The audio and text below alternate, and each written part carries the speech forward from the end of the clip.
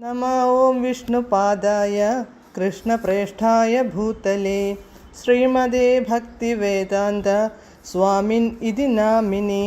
നമസ്തേ സാരസ്വതേ ദേവേ ഗൗരവാണി പ്രചാരിണേ നിർവിശേഷ ശൂന്യവാദി പാശ്ചാത്യദേശതാരിണേ. ജയ ശ്രീകൃഷ്ണ ചൈതന്യ പ്രഭു നിത്യാനന്ദ ശ്രീ അദ്വൈത ഗദാധര ശ്രീവാസാദി ഗൗരഭക്തവൃന്ദ.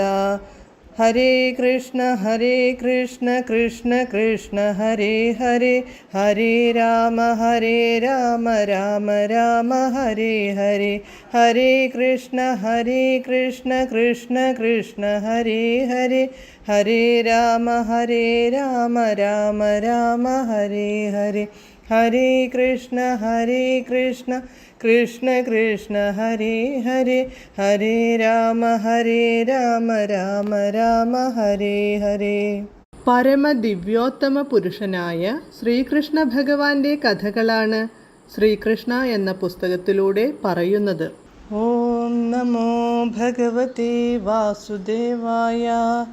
ഓം നമോ ഭഗവതേ വാസുദേവായ. ഓം നമോ ഭഗവതേ വാസുദേവായ.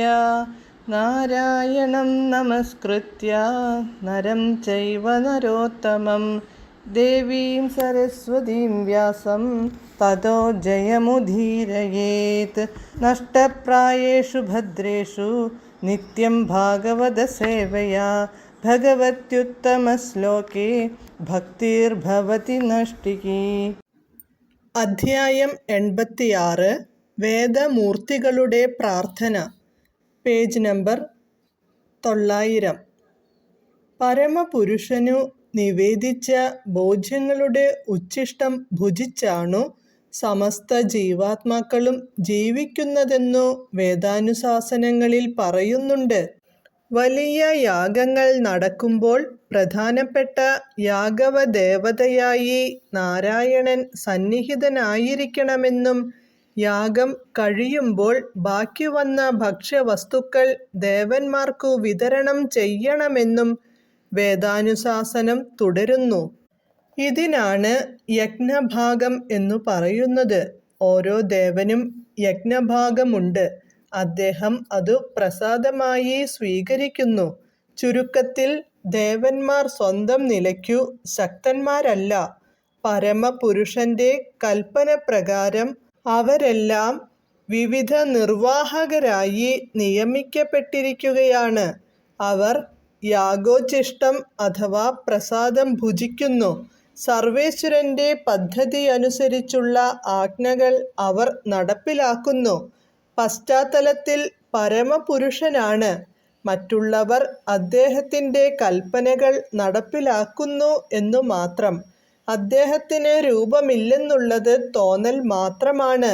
പരമപുരുഷൻ ഭൗതിക പ്രകൃതിയുടെ അരൂപമായ പ്രവർത്തനങ്ങൾക്കതീതനാകുന്നതെങ്ങനെയെന്നു ഭൗതിക മാർഗങ്ങളിലൂടെ നമുക്ക് സങ്കല്പിക്കാനാവില്ല. അതുകൊണ്ടാണ് തനിക്കുപരിയായി ഒന്നുമില്ലെന്നും അരൂപമായ ബ്രഹ്മം തനിക്കു വിധേയമായി തൻ്റെ ശരീരത്തിൽ നിന്നുള്ള രശ്മികളുടെ ആവിഷ്കാരമായി സ്ഥിതി ചെയ്യുന്നുവെന്നും ഭഗവാൻ ഭഗവത്ഗീതയിൽ പറയുന്നത്.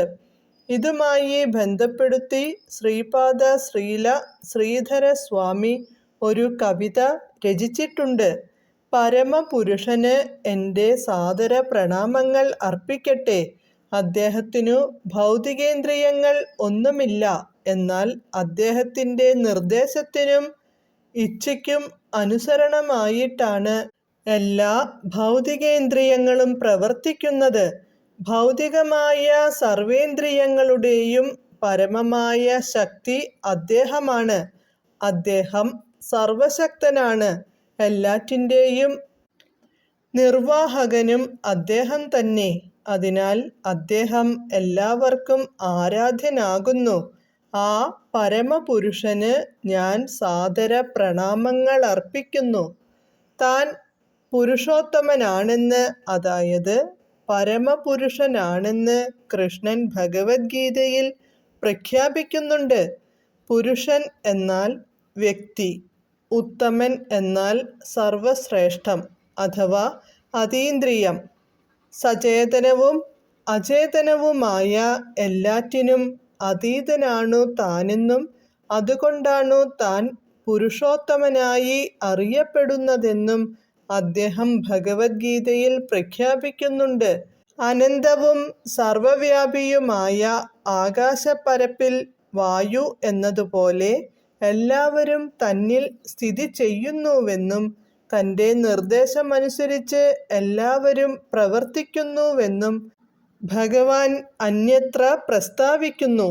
വേദമൂർത്തികൾ തുടർന്നു, അങ്ങ് എല്ലാവരോടും സമഭാവനയുള്ളവനാണ്. ഒരു ജീവാത്മാവിനോടും അങ്ങ് പക്ഷഭേദം കാണിക്കുന്നില്ല. അവിടുത്തെ അവിഭാജ്യ ഘടകം എന്ന നിലയിൽ സമസ്ത ജീവാത്മാക്കളും വിഭിന്ന ജീവിത പരിതസ്ഥിതികളിൽ സുഖിക്കുകയോ കഷ്ടപ്പെടുകയോ ചെയ്യുന്നു. അവരെല്ലാം അഗ്നിസ്ഫുലിംഗങ്ങൾ പോലെയാണ്. ജ്വലിക്കുന്ന അഗ്നിയിൽ തീപ്പൊരികൾ നൃത്തം വയ്ക്കുന്നത് പോലെ അവിടുത്തെ പിന്തുണയോടെ സമസ്ത ജീവാത്മാക്കളും നൃത്തം വയ്ക്കുകയാണ്. അവർ ആഗ്രഹിക്കുന്നതെല്ലാം അങ്ങ് അവർക്കു നൽകുന്നു. എന്നിട്ടും അവരുടെ ആനന്ദത്തിനോ ആതങ്കത്തിനോ അങ്ങ് ഉത്തരവാദിയാകുന്നില്ല. ദേവന്മാർ, മനുഷ്യർ, മൃഗങ്ങൾ, പക്ഷികൾ, അണുജീവികൾ, പുഴുക്കൾ, ക്ഷുദ്രജീവികൾ, ജലജന്തുക്കൾ, വൃക്ഷങ്ങൾ എന്നിവ ഉൾക്കൊള്ളുന്ന അനേകതരം ജീവാത്മാക്കളുണ്ട്. അങ്ങയിൽ വിശ്രാന്തമായി അവരെല്ലാം സുഖിക്കുകയോ കഷ്ടപ്പെടുകയോ ചെയ്യുന്നു. ജീവാത്മാക്കൾ രണ്ടു തരമുണ്ട്: നിത്യമുക്തരും നിത്യബദ്ധരും. നിത്യമുക്തൻ ആധ്യാത്മിക രാജ്യത്തിലാണ്, നിത്യബദ്ധർ ഭൗതിക ലോകത്തും. ഹരേ കൃഷ്ണ.